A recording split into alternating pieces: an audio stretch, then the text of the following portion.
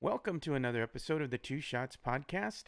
I'm your host, Joe Garcia, and today we're going to be having a Spurs 2019-2020 season preview, and joining us will be our special guest, Benjamin Boomstein. I like to call you Boomstein. I know it's Bornstein, but we call you Boomstein.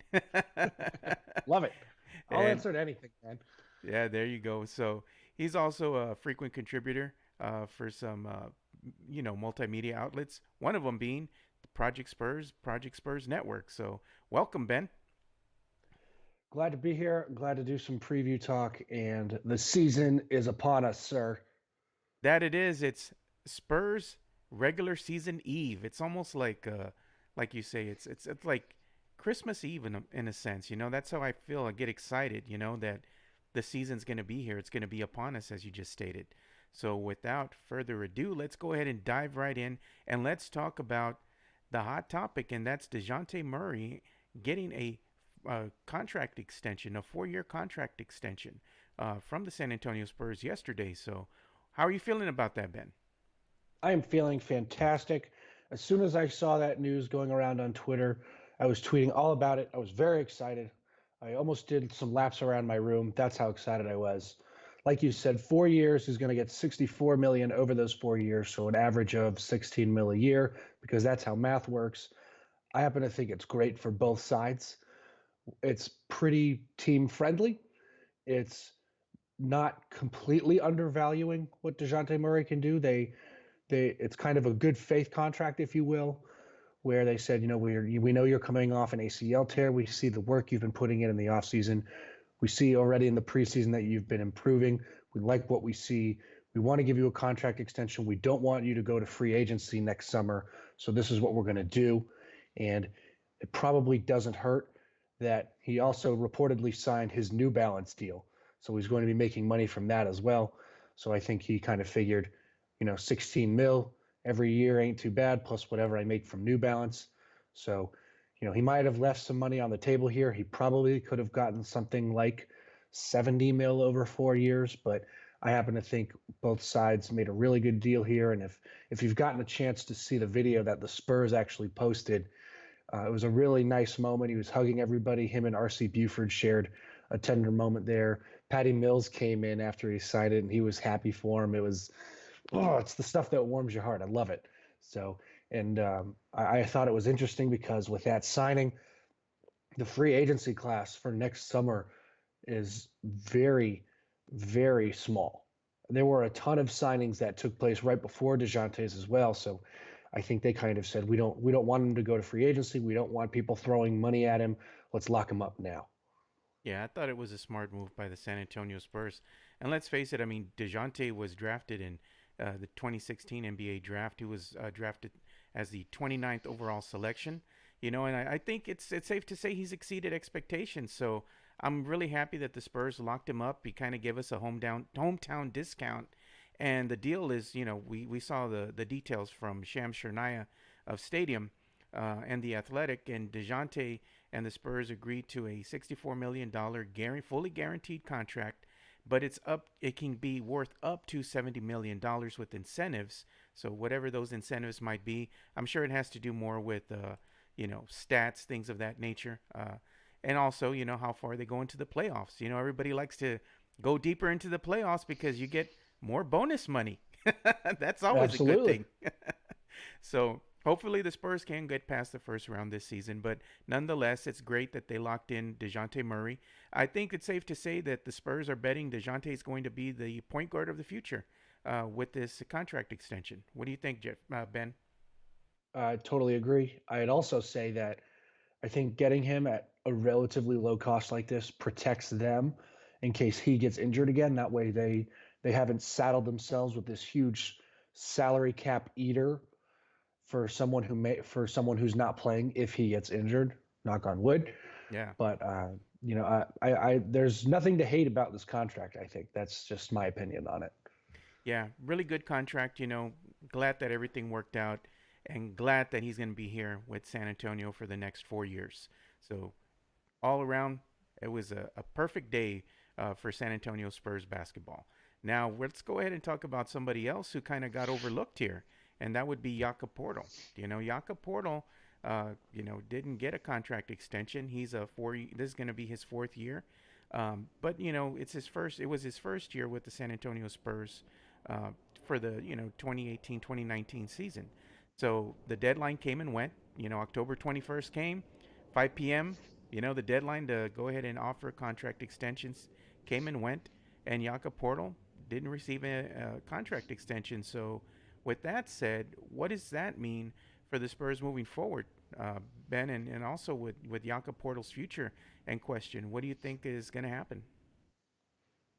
I don't think it means too much. I don't think it's that big a deal. I think some of it was the Spurs want to see what kind of improvements Pirtle makes this season, and I think they're going to end up.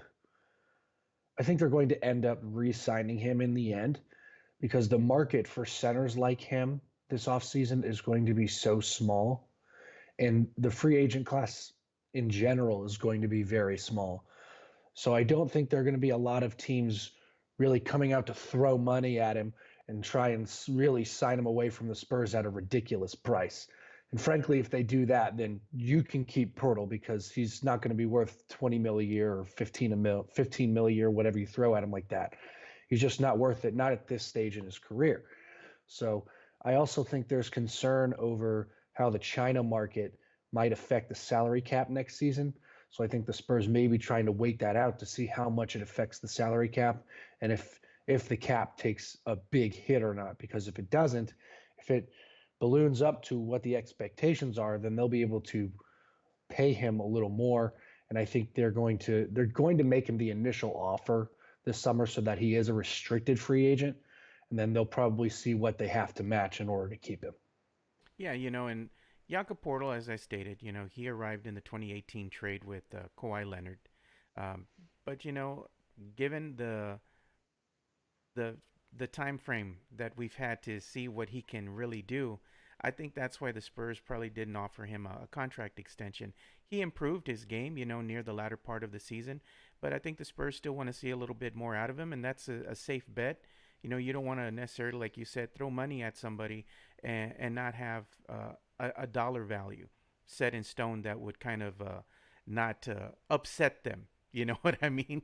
If you're going to go Yes. ahead and throw a contract at them, you want to be able to not hurt feelings and say, look, this is the production that you put out there for these last two seasons, and this is what we feel you're worth. And, give them a deal that, it's going to work for both sides. He still has, this whole season to play, and then the Spurs will go ahead and determine, as you stated, what's his value. If it's, something they throw at him and he feels that it's not, to his liking, then he's going to hit the restricted free agent market, and the Spurs can go ahead and match that. But I think that he's been a solid pickup for the San Antonio Spurs, and I look forward to seeing what he can do this season. Given that he's gotten a little bit more comfortable with the Spurs system, he's had some time to get some coaching by maybe Coach Timmy. He's been Oh able to yeah. work with them a little bit, so I'm hopeful that that will actually flourish his or accelerate what he can do out there on the court this season. So it's exciting to watch. It's one of those things that you're definitely going to keep an eye on if you're a Spurs fan, because I know a lot of fans have uh, grown accustomed to seeing Jakob Poeltl out there on the court. And let's face it, Ben. I expect that he's gonna at some point, or maybe start in the rotation. He might make it into the starting lineup. From time to time. Just it depends. What the lineup changes that Coach Pop is going to play with, but you would expect him at to start. Isn't that what your expectation is? Eventually, yes. And I Yeah. think there are going to be nights where the staff says we're resting guys, we're we're not going to, there are some guys who are just not going to play tonight. They're not going to play many minutes. So Pirtle, we're going to throw you out there with the starting unit, and we're going to say, let's see what you do with the starters. Let's see how everybody meshes, how everybody looks, how everybody gels, and we'll go. Yeah, I do like that he brings that defensive, presence into the paint, and also he can go ahead and get after the balls and hopefully help the Spurs get those 50-50 balls and get those rebounds that they sorely need. Because it seems that at times the offensive rebounding is going the other way. It's not in the Spurs' favor on most nights. So maybe he can help in that regard, because that would give the Spurs second and third chance opportunities to score points, which is vital, in this 82 game season. Absolutely. Yeah. So let's go ahead and move on to our next topic here, and that would be, uh, we're gonna go ahead and talk about what should the Spurs offer DeMar DeRozan as far as his max contract. That's a topic of discussion here. Should they offer him a max contract? You know, what are they going to wind up doing? They kind of negotiated. I believe maybe they might still be in some talks behind the scenes to get a feel for what he wants to do. Does he want to remain a Spur? What are his long term plans? And the Spurs need to kind of gauge what they need to do as far as their next move. If he's happy here, maybe they can find a way to keep him. If he wants to go somewhere else, then there's they part ways as friends. So, what do you think? Do you think they should offer him a max contract deal? That's tough. I'd say you can't give DeMar DeRozan a max contract for a number of reasons. One, he just turned 30 this summer, and once you turn 30, your athleticism starts to leave you. I mean, he's likely to go downhill, even if it isn't by much. The likelihood is he's going to lose some speed or some athleticism, whatever it is. I also think the Spurs need to commit salary cap space to other players down the road that end up developing, like a Derek White, possibly a Lonnie Walker, maybe even someone they grabbed in this year's draft. I think he should get something near a max, though. Maybe whatever that next level down is, maybe 5 to 10 million less per year than what you would consider a max for him. You just can't commit a max contract slot to a guy who doesn't consistently hit threes or isn't Oh, a that's gonna Shaq. hit a nerve with a lot of Spurs fans right there. I understand that, but that's the reality of this league. Yeah. This league is threes, layups, dunks, and the free throw line. Granted, he gets to the free throw line, he can get to the rim, but he has not shown in his career once that he can consistently hit threes. And he has shown a spark of that in the preseason, but we're going to have to see that over the course of an entire season if you're really going to convince me that this is a guy you should commit a max slot to. Yeah, and I believe this season, uh, I think his salary is what, somewhere in the neighborhood of 27.7 million is what his Yes. player option is going to be through 2020 through the 2021 season. And then of course, they'll be open to contract extensions or max contract discussions at that point. But I mean, given that he's a four-time All-Star, that he can create his own shot and he can put the ball in the basket, that garners some value. And as you stated, he is 30 years of age. And if that value is a reduced price, to stay here with the Spurs, then so be it. But the organization has to do what's in the best interest of the team moving forward, you know? So I get it. It's a business, and a lot of Spurs fans like DeMar DeRozan. I personally like him as well, and I got called out the other day because I talked a little bit about him on the Locked On Spurs podcast with Jeff Garcia.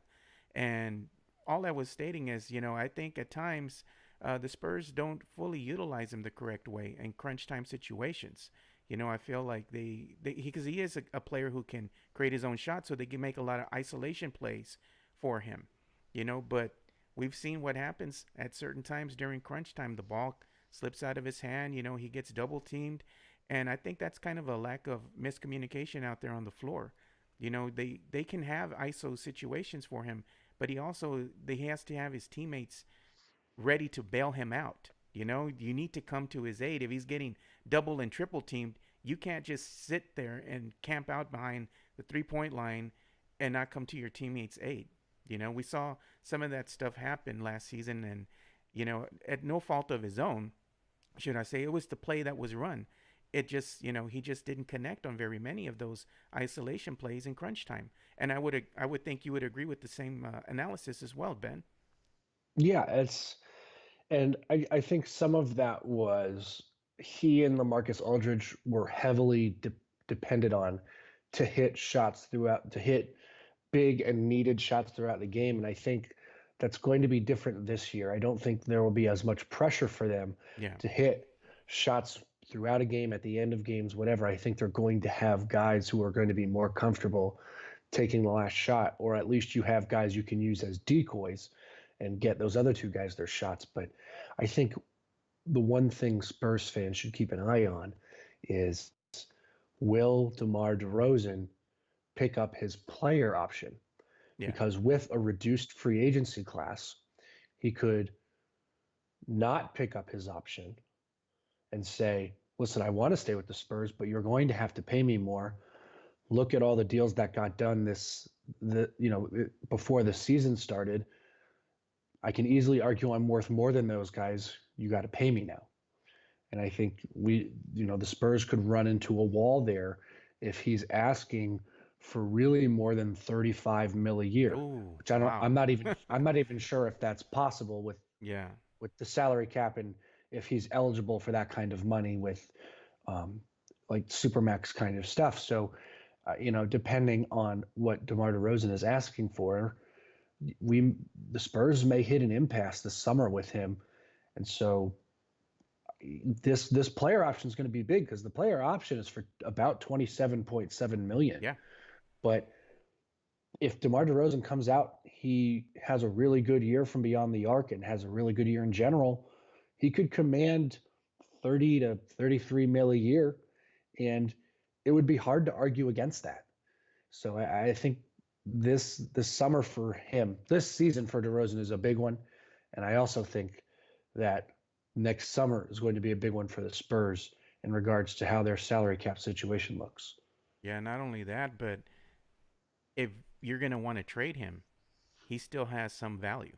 You can still pick up Absolutely. somebody for him, whether that be somebody of, let's say similar skill set, or you're going to go and maybe rebuild for the future and look to getting some picks. I mean, we always have to think about that as well. So it's going to be interesting. I think this is the season that is for DeMar is vital. Because he's going to have to really shell out if he wants to get that payday. So that's going to happen at the end of the day on the stats. How is he efficient from three? How is he doing? As far as his scoring ability goes. So it's something to very, like you said, keep a close watch on. So we'll definitely do that. But moving on, I'm going to ask you a tough question, and I know how much you love those tough questions, Ben. I So live for it. this tough question that I'm going to ask you is, who do you think is going to be that player who's going to be vital to the Spurs' success this upcoming season? It could be one, or it could be two players, or it could also be something entirely different beyond just the players out there on the court. What's going to be vital to the Spurs' success this season? It's going to be Dejounte Murray. He's a guy who's going to bring balance to the guard rotation. If he comes back and he plays like everyone expects he will, and like he's been playing in the preseason, which has been fantastic to watch, he's going to give the guard rotation the break it needed a lot of times last season. There were times when there just weren't enough guards, or there weren't enough experienced guards playing at positions they're used to, or playing in roles that they're used to. Like Patty And I Mills, for think, example, right? like, Yeah. yes, exactly. That's exactly what I was going to say. He was playing a role he wasn't used to. He was basically playing out of position for himself. And I think with Dejounte Murray back, it bumps everybody back to where they expect themselves to play in a role that they know how to play and that they're comfortable in. And I think you're going to see that immediately. And that's going to make the Spurs team a better team, and it's going to make them a much easier team to watch on offense at times, because they struggled there a lot Oh yeah. last season. They struggled on defense a lot, and I think Dejounte Murray is going to be the kind of perimeter defender that will help this Spurs team play much better defense than they did last season. Yeah, they sorely missed a lockdown defender because let's face it, they lost one of their better wing defenders in Danny Green, and then they lost one of their better defenders, period, in Kawhi Leonard, you know? So that we saw that, all fans did. And we saw what happens when the Spurs hit the road. They just didn't seem that they could win, on the road. That was their Achilles heel all season, and defense. So now that they can have some return to normalcy, I see, and DeJounte Murray coming back running point. You do have Derek White as well, that cannot go out there and run the point, and everybody returning back to their normal positions, and Patty Mills being that shooting guard that he needs to be, and not having to rely on being a point guard. I think that's going to be vital to the Spurs' success. But one of the things that I think as well is for their success to continue this season, it's going to be the guard play. And specifically, I think it's going to start with DeJounte and it's going to have to continue with Derek White. Because as we've seen in years past in this Popovich system, the Spurs offense has always run through let's say a hard nosed guard, a no nonsense guard, somebody that's just going to go out there, might not have a lot of the flash, because we've seen that in years past when the Spurs finally made it to the NBA Finals with Avery Johnson. He was just going out there, he was running the point.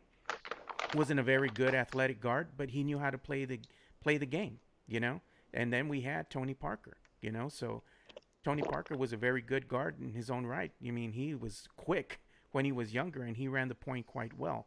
So I think for the Spurs' success to continue, it's going to have to be that guard play is going to be vital to the Spurs' success and how far they're going to go, not only in the regular season, but how far they're going to go in the postseason. Because we've seen a lot of these guards in the NBA now where they're longer, they're more athletic, and they're quick, and they're multifaceted. They can create their own shot, they can hit a three, they can go to the rim with the best of them, and they got hops. So I think these Spurs guards are going to be vital to the Spurs' success. And I'd like to see what DeJounte does coming back from that that ACL injury he had. That's going to be one thing to keep a very close eye on. So I know that you're in agreement with that as well, as you stated, not just with DeJounte but with Derek as well. What do you think that backcourt's going to look like? Well, my biggest concern right now is that Popovich and the staff are going to give Marco Bellinelli too many minutes. Oh I think no, man. that's my concern. Granted, I like him. He's a good player. He Yeah, knows his role and he plays it well. But you can't have him taking minutes from guys who should be playing, younger guys yeah. who should be getting those minutes, like a Derek White, possibly a Keldon Johnson. And you know, and the thing is, Marco Bellinelli's niche is very specific. He's very good. He's very good at making off-balance Yeah, bad shots. He that's takes true. a lot. He takes bad shots, but he makes a lot of those bad shots. He's And the master of that, that off balance shot. whether you want to admit it or not, that is a skill, and that is a Yeah. useful skill. So he does have value in that regard. But I think Derek White started to look really comfortable near the end of the season last year. I think he needs to be getting more minutes, and I think if you have Bellinelli out there too long, you're just losing out on a lot of defense, and that's Yeah, going to be a definitely. I have to agree with that assessment because when you have Belly out there, you're going to lose a lot on the defensive end, and then that's what happens is that let's say you have a 10-point lead, and it's near the half. You only got like, I don't know, a minute or two left to play. And, you bring in the bench. Here comes Belly out there. And he can't really guard people to save his life. And what happens? People start going off from the opposing team, starting to shoot threes. I mean, it only takes at least two threes to cut into that 10-point lead. And then before you know it, you're back on your heels again. So that's one of the things that I saw last season, again, alluding to defense. So I completely agree with you in that regard. So I'd like to see his minutes, you know, get reduced, like you had alluded to, and maybe, like you said, have Derek White or maybe have another younger player get some of those minutes. I know a lot of fans are wanting to see what Lonnie Walker will bring to the table this season. So we'll just have to see what happens. absolutely. I mean, Lonnie Walker is a guy who needs to get minutes. You can't. I'm sure he'll end up going back and forth between Austin and San Antonio, but he's a guy who needs legitimate NBA minutes. Yeah, so that brings us to a good discussion, here, our last topic of discussion before we dive into one last thing. What young players do you think are going to have a breakout season for the San Antonio Spurs this season? Who is the guy that's going to be that guy that you're going to say, kind of like take a back and be like, wow, they had a really good season. I didn't expect that. Well, I think it's easy to say Dejounte Murray here, but I think a lot of people are expecting him to come back and have a good season. So Yeah, I'm going to avoid that. But I think Derek White, assuming he gets the minutes he's supposed to, and assuming that Bellinelli isn't stealing minutes, whatever. I think Derek White could have a really nice season. I think he's going to have a really good defensive season. I don't know if he'll have a great offensive season as far as people's expectations go, but I think he's going to be a fantastic perimeter defender. And I think he showed a lot of that. He showed flashes of that at the end of last season. He had a game, I think, he, and I love to see. I think another guy to look out for if he gets any minutes. Keldon Johnson. I think he could be really special. I happen to like his game a lot. He's just a dude who gets after it defensively. He is in your grill. He's in your business. He's in your what do the kids say? He's in your bag. But um, that's just a guy who is relentless, and I love to watch that. Yeah, I like to watch that as well, and then you also have people who are kind of I don't know, they could be diamonds in the rough. They could kind of surprise you. I think one of the guys that I'm going to keep a close eye on is Trey Lyles. I think Trey Lyles now is entering his fifth NBA season. He's had stints with Utah and Denver, but it seems like he's had some maturity issues. Let's just put it like that with these teams. He has a lot of potential. A lot of potential, but it just seems like he just hasn't lived up to that. And the Spurs, they needed someone. He was available. So they made the best with the situation that was presented to them. Now, it'd be interesting to see how he flourishes and develops here in this Spurs system. But I don't know, man. To me, he's one of these guys that he's kind of an enigma. He could have a great season with San Antonio, or he could be a dud. We really don't know yet. He's kind of that question mark. But if you ask me what young player I think is going to have a breakout season, I'd have to say I have to go with Lonnie, dude. I think it's time for Lonnie to show us something. I want to see something out of Lonnie Walker. I mean, he's played good, and in the summer league, he's played good in preseason as far as the minutes that he's gotten out there. He's made the most of them. He didn't score a lot of points. I saw him trying to shoot, the jumper a lot, and it just wasn't falling in quite as much. It's something that he's still working on. Yeah. But you like his athletic ability. You want to see him flourish in the Spurs system, and I think this is going to be the year where he's going to have to really show us what he has and shell out. Show out because let's face it. I mean, minutes are at a premium right now, especially with all these younger players that are out there, and we have a lot of plethora of guards. I mean, I want to see what Lonnie can bring to the game. I think this is going to be the year, and I had said it before in a previous podcast that we might see something out of this young man. I mean, how are you feeling about Lonnie, and what are you really expecting out of him this season? If he gets minutes, Yeah, that's going to be the key. I think if he can get minutes, if the Spurs can find him minutes in places, he's going to show his athleticism, like you said. I think he's going to be another really good defender for this team. That he's always hung his hat on, although it's hard for him to hang his hat with that hair. the But floating hat. yes, he's been floating his hat on that. Uh, but yeah, I'd love to see how far along his jumper is now. I'd like to see how far along his offensive game has come because that's what keeps you in this league. Yeah, I mean, he's entering his second season with the Spurs right now. In the 2018-2019 season, Lonnie averaged 2.6 points a game. He had one rebound, about 6.9 minutes.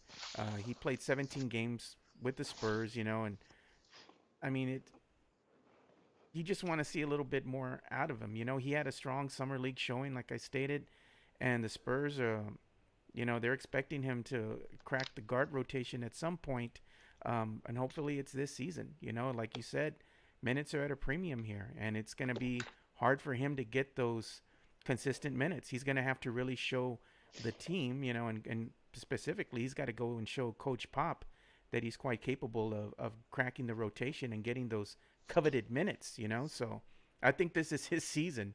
He's got to show us what he has. If not, then he might be he might be on the chopping block. I mean, I hate to say it that way, but it's true. It's tough. Yeah, I mean, That's the way the league is. You gotta show us what you can do in 2, maybe 3 years. After that, we're done. Yeah, exactly. This is his second entering his second. He was in second season already. So I mean, they spent a lot of time on him. He spent a lot of time in that G League. He spent a lot of time in the Spurs Summer League development. So I think it's time to see what all these hours and all that investment has done. It's time for him to pay out. So that brings us to Absolutely. one last thing to talk about, and that's going to be, where do you think that the San Antonio Spurs are going to finish? As far as the Western Conference, and their record. Where do you think they're going to finish when it's all said and done? And could this be the year that the San Antonio Spurs miss the playoffs? Because I believe we have anywhere between 11 teams that are going to be vying for the playoffs. We got a total of 13 teams that could, make noise entirely, which we're going to add two more into the mix. But it's going to be tough, I think, in the Western Conference. So what do you think when it's all said and done, where the Spurs going to be at? I think they'll end up being a 4 or 5 seed. Oh wow, man, you got them way up there. Well, there's a lot of people who think that, oh, well, this team added one piece, so now they're all of a sudden going to be amazing and they'll be unstoppable and they'll make the playoffs, which is just that you can't have that for 13 teams in the West. That's just Yeah, not going to happen. 8 teams make it. That's the reality. And if we're being honest, the Spurs made it last year without Dejounte Murray. They bring back basically the same guys. The only guy they didn't bring back was Davis Bertans because of a certain Morris twin who will go unnamed. But they basically bring back the exact same team. And they made the playoffs last year. You bring back a guy who is going to alleviate a lot of pressure for LaMarcus Aldridge and DeMar DeRozan. And I think that's only going to help this team. And I think they're going to be better on defense than they were last year. And I expect them to win on the road more often than they did last year. And they're going to protect their home court because they've always been a really good home court team. So there's no reason to believe that the Spurs won't win close to 50 games. I think that's just a reality. People are predicting that, oh, this is the year they missed the playoffs after 20 plus years. And I'm thinking to myself, and I'm looking at this team and I'm looking at the rest of the West and I'm saying, who do you honestly believe is better than this team? There are maybe 4 teams better than this one. The yeah, Houston Rockets, probably the Clippers, and I'm not even sure the Warriors are there this year with all the injuries and departures they've had. yeah, I mean, you're basically going to ask Steph Curry to put up 40 a night if you want to win games. So, which he will not do. I mean, no, he's a great shooter, great player. Don't get me wrong, but he's not putting up 40 a night. There's just no way. So, to me, there's maybe 4 legitimately better teams than the Spurs right now. Everyone else thinks they're good. yeah, They don't know. They think they're good. They don't really know what they have. yeah. And you still have And some of the other teams in the Western Conference as well as Utah. You have Denver. You have Portland. You know. right, and those teams are great, and I think they very well could make the playoffs. I just don't think they're going to have better records than the Spurs right now. And I really do think DeJounte Murray makes that big of a difference. I think he's going to swing their schedule so that they end up winning 5 more games than they did last year. Yeah, I kind of And agree with that assessment. so, yeah, there are other teams that got better, but there are some teams that stagnated or some teams that lost players. And so I think that hurts them down the road. But people only want to point out, oh, well, the Portland Trailblazers have Damian Lillard and CJ McCollum. Yeah, but who else did they lose last year? Who else did they lose in the offseason? Those two can't carry them the entire season. Yeah, You're going to have games from other dudes that you're not expecting. Like, I can see games where for the Spurs, Bryn Forbes just takes over and he has like 1 or 2 games where it's like, that's the Bryn Forbes game. Or you yeah, have a game where it's like, oh, dang, that's the Derek White game. Or, that's even the Jakob Poeltl game where he grabs 5 or 6 offensive rebounds yeah, and the Spurs get extra possessions out of it, and that's the difference in the game. yeah, So I don't know if other teams have a lot of guys like that. And granted, they have great players. Like Denver has Jamal Murray and Nikola Jokic. I get that. They have great players, but what do the role players look like? The role players in the West are going to be the difference between who makes the playoff and who doesn't. And the Dallas Mavericks want to talk about how much better they are now that Kristaps is going to play, but I honestly don't think they're going to be that much better of a team. I don't see them making the playoffs. You still have a lot of the same guys who lost a lot of games last year. You have the Suns are clearly not going to try for the playoffs. They should be tanking. They're gonna tank. Utah got they got different. They, I always thought he was wildly overpaid in Memphis, and he looked better in Memphis because he was a guy who had to do everything. So his stats were a little padded. Now he's playing in Utah where they have Donovan Mitchell. He doesn't need to do everything, and they have other good players. So it's going to be a lot of these guys who came over to these West teams.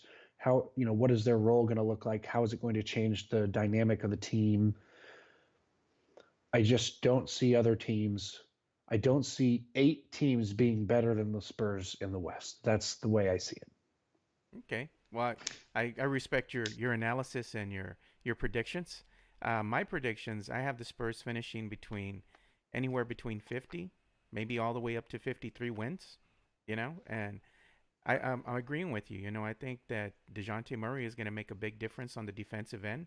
He's going to be able to stay after some of the more prolific players, especially in the Western Conference. He's going to be able to guard James Harden, and keep him honest. He's going to be able to stay in front of Russell Westbrook. He's going to be able to keep up with some of the more prolific guards in the Western Conference and give the Spurs a chance to possibly win these games, especially on the road where it's hard to win, and let's face it, they didn't have a good record last season on the road. And I believe with DeJounte back and with Derek White coming in and, really flourishing and being comfortable within the system and really coming into his own last year, it's going to make all that more of a difference for this upcoming season. You potentially, like I was going to ask you too, is you have this backcourt with DeJounte and Derek. We haven't seen that flourish yet because let's face it, the regular season wasn't upon us. It is going to be upon us on Wednesday. Do you think that this is potentially one of the better backcourts in the NBA with DeJounte and Derek on the floor? I will say it with this caveat. I think DeJounte Murray and Derek White might be one of the best defensive duos, one of the best defensive backcourts in this league.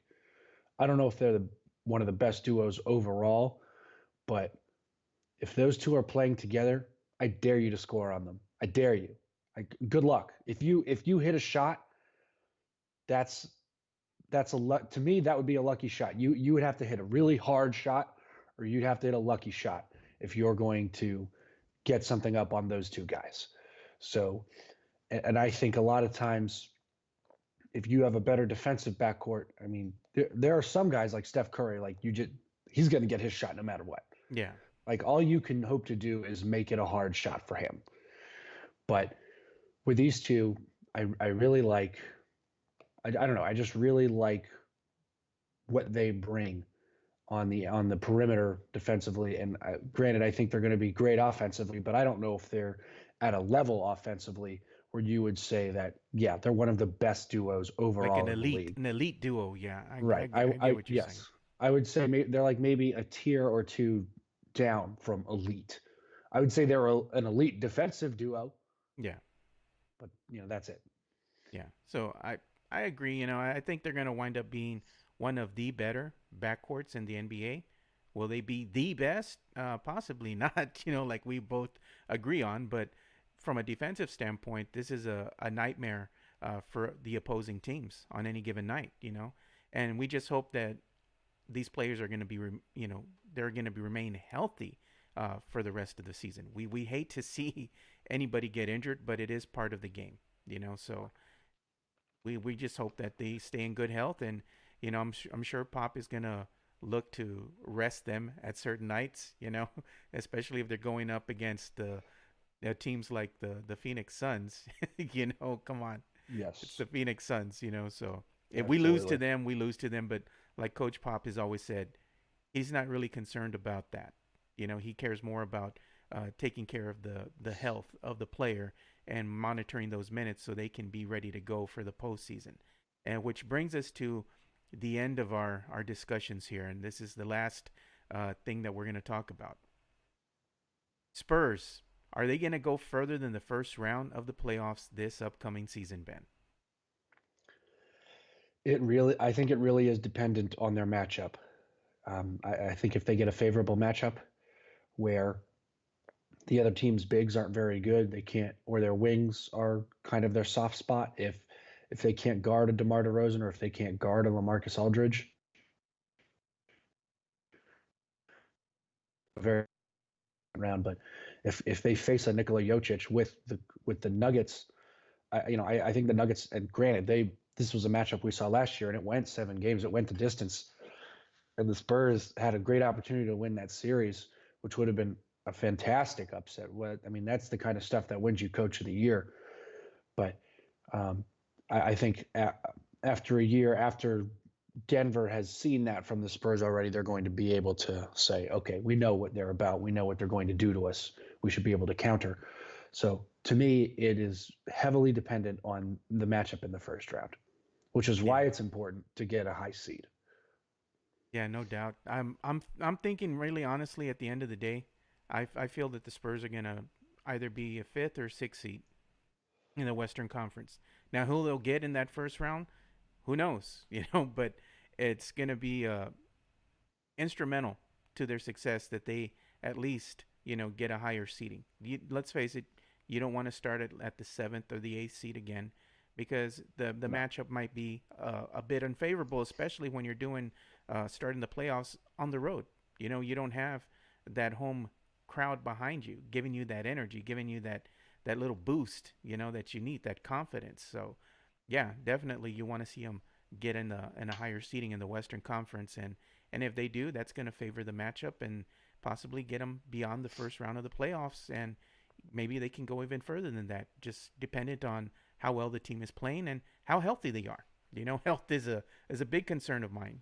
So I'm looking forward to the season now that it's here and it's going to be upon us, and we do have the Spurs starting their season against the New York Knicks and the dreaded Marquise Morris. He's going to get booed to no end, and he deserves it, doesn't he, Ben? He is going to hear plenty of boos. There's going to be a lot of warm-up boos for when the Spurs eventually host the Clippers.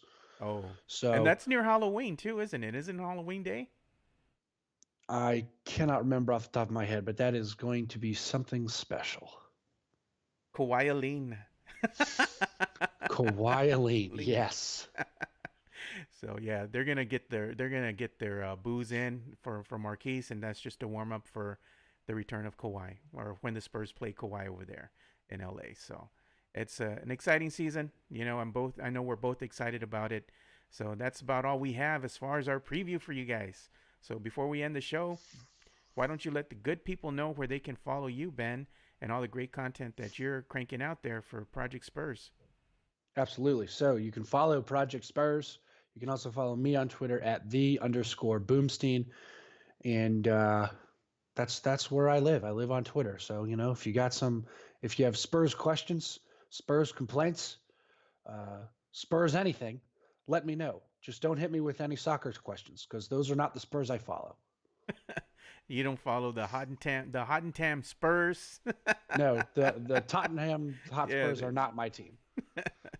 yeah. Every time you put Spurs, and in case people didn't notice, if you just put the term Spurs and you search for that on Google, you're gonna get the Tottenham Spurs, which is a soccer team.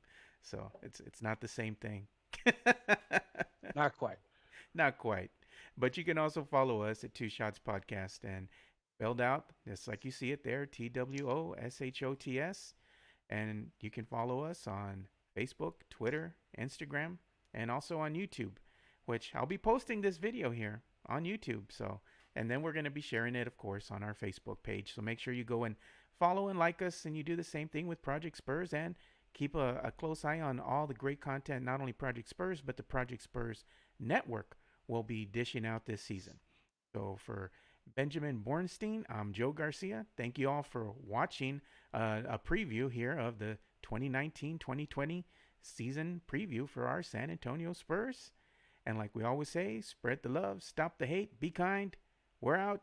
Peace.